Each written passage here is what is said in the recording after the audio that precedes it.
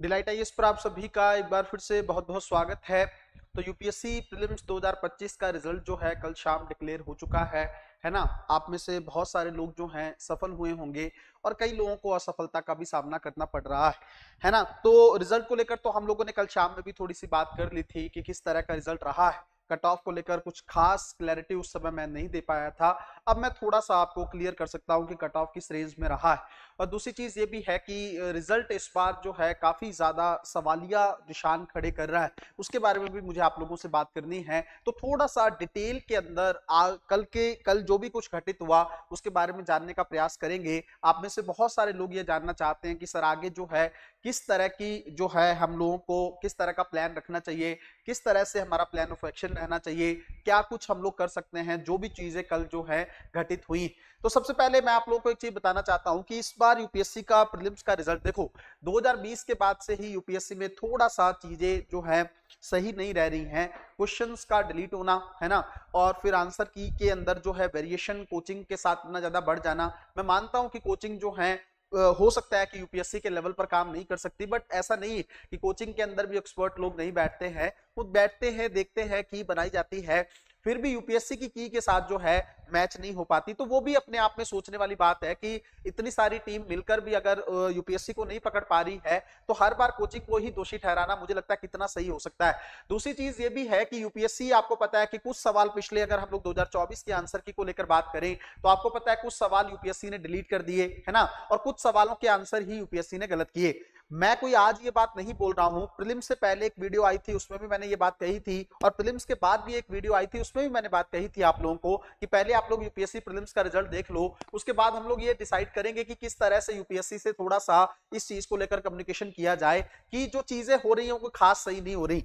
अब मैं आपको पहले रिजल्ट को लेकर कुछ बातें बताता हूं। देखो सबसे पहली चीज तो ये है कि रिजल्ट में कट ऑफ को लेकर इतना जो है कभी पहले देखने को नहीं मिला है कि काफी सारे बच्चे, किसी बच्चे का स्कोर जो है 85 से 90 के बीच में बैठ रहा है, कई लोग उस रेंज में क्वालिफाई कर रहे हैं। कुछ लोगों का स्कोर जो है 95 से 100 के आसपास बैठ रहा है, वो क्वालिफाई नहीं कर रहे हैं। कुछ लोगों का सीसेट में स्कोर जो है लगभग 80 के आसपास है, वो क्वालिफाई कर रहे हैं। 80 भी छोड़ो, 76 जो है, इवन मुझे एक बच्चा जो है आपको पता होगा वो क्वालिफाई भी कर गई है ना। उन्होंने मुझे बताया कि सीसेट में हमसे ही उनका क्वालिफाई हो रहा था, की से, बाकी की से क्वालिफाई नहीं हो रहा था, तो वो सीसेट में क्वालिफाई कर गई, फाइनल रिजल्ट में उनका नाम है। और कई लोगों का सीसेट में 90 प्लस मार्क्स होने के बावजूद भी नाम नहीं आ रहा है। तो ये थोड़ा सा एम्बिग्विटी है जिसको समझ पाना थोड़ा सा मुश्किल है।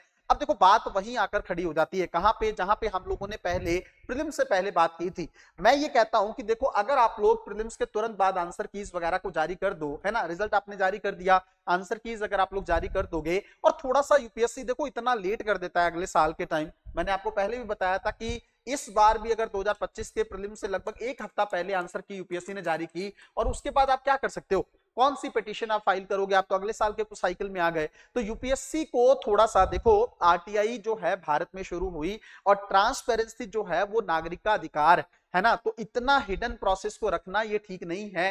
रोल नंबर को लेकर भी कई लोगों ने कुछ स्क्रीनशॉट भेजे हैं, सिमिलर नाम से जो है, या एकदम अरेंज्ड फॉर्म में किसी का जो है एक साथ सिलेक्शन है और किसी जो है सेंटर से एक भी सिलेक्शन नहीं। तो ये थोड़ा सा समझ के बाहर है। सवाल देखो यूपीएससी को लेकर काफी लोग कह रहे हैं कि सर ऐसा नहीं है कि संवैधानिक संस्था है तो सवाल नहीं खड़ा किया जा सकता। वो बात आपकी ठीक है, देखो गलती तो कहीं पे भी हो सकती है, चाहे वो संवैधानिक संस्था हो, चाहे विधिक संस्था हो। बट इस समय यूपीएससी, मुझे लगता है 2025 के रिजल्ट से यूपीएससी काफी ज्यादा सवालों के घेरे में आ चुका है ना। काफी सारे लोग, मैं सिर्फ खुद नहीं हूं, बहुत सारे कोचिंग के ऑनर से भी मेरी बात हुई है, उन्होंने भी पर्सनली रात में मैसेज किया, ग्रुप में वो बात कर रहे थे, कह रहे कि इस बार कुछ समझ में नहीं आ पा रही है कहानी कि एक्चुअल में हुआ क्या है। देखो मैंने भी आपको रेंज दी थी, तो मैं खुद हैरान हूं कल से। कट ऑफ हालांकि ज्यादा नहीं पड़ा है, सबसे पहले वही आप लोगों का सवाल मैं दूर कर देता हूं। कट ऑफ का रेंज ये बताया जा रहा है, मुझे लगता है हो सकता है इससे भी एक दो नंबर कमी हो, है ना। तो मैं तो बड़ा क्लियर था कि कट ऑफ नहीं जाने वाली है, बट अब ये खेल हुआ कहां पे है ये थोड़ा सा अभी तक मेरी समझ से बाहर है कि क्यों इस बार जो है इतना सटीक प्रेडिक्शन मेरा रहता है, हमेशा सही रहता है, लेकिन इस बार मैं खुद इस चीज को एक्सेप्ट नहीं कर पा रहा हूं कि कट ऑफ का रेंज बढ़ा है, तो उसके पीछे कौन से कारण है। हो सकता है जनरली ज्यादा लोगों ने एग्जाम दिया हो, या काफी लोगों के जो है जीएस में क्वेश्चन सटीक बैठ गए हो, है ना, वो चीजें भी मैटर करती हैं। लेकिन कहीं ना कहीं पे जो मुझे सबसे बड़ी चीज लग रही है वो लग रही है आंसर की को लेकर, क्वेश्चंस को लेकर यूपीएससी ने अपने आंसर्स दिए, तभी तो इतनी ज्यादा दिक्कत हो रही है, बच्चों के 90-90 नंबर बन रहे हैं फिर भी जो है कट ऑफ की रेंज में नहीं है। इसका मतलब आंसर की के अंदर वेरिएशन आ चुका है। अब यूपीएससी ने किस सवाल का क्या आंसर किया है ये अब आपको अगले साल पता चलेगा, ये सबसे बड़ा सवाल। मुझे लगता है बाकी चीजों को लेकर आप चाहे सवाल खड़ा करें चाहे ना खड़ा करें कि भाई इतने सारे लोगों का एक साथ कैसे सिलेक्शन हो गया है ना। कुछ लोग बोल रहे हैं कि भाई हमारे सेंटर में मुझे लगता है कि सीसेट देने नहीं आया था कोई बंदा, उसका एग्जाम क्लियर हो गया है, प्रीलिम्स में उसका रोल नंबर है। हालांकि ये बात कितनी सही है ये तो वही बच्चा ही बता सकता है, लेकिन कहीं ना कहीं पे मुझे ये मेरा सवाल है कि देखो ज्यादा पंगे अगर आप लोगे ना तो शायद यूपीएससी उस मेन मैटर पे नहीं आ पाएगा। हमें क्या करना है, प्रोसेस के माध्यम से ही हमें शुरू में चलना चाहिए। ठीक है, आप में से कुछ लोग ग्रुप में ये भी बोल रहे थे कि सर हम जो है पिटीशन लगाने वाले हैं, वो ठीक है, अगर आप वो रास्ता चुनना चाहते हैं वो भी आप चुन सकते हैं, बट मेरे हिसाब से पहला रास्ता यूपीएससी से बात करने का होना चाहिए और वो तरीका है यूपीएससी को ईमेल करने का। ये मैंने आपको शायद प्रीलिम से पहले भी बताया था। आप कहोगे आप लोग खुद करना चाहो खुद कर सकते हो, बट अगर आप चाहते हो डिलाइट आईएएस आपके बेस पर चीजों को करे है ना यूपीएससी को, तो मैं भी कर सकता हूं, कोई बड़ी इशू नहीं है।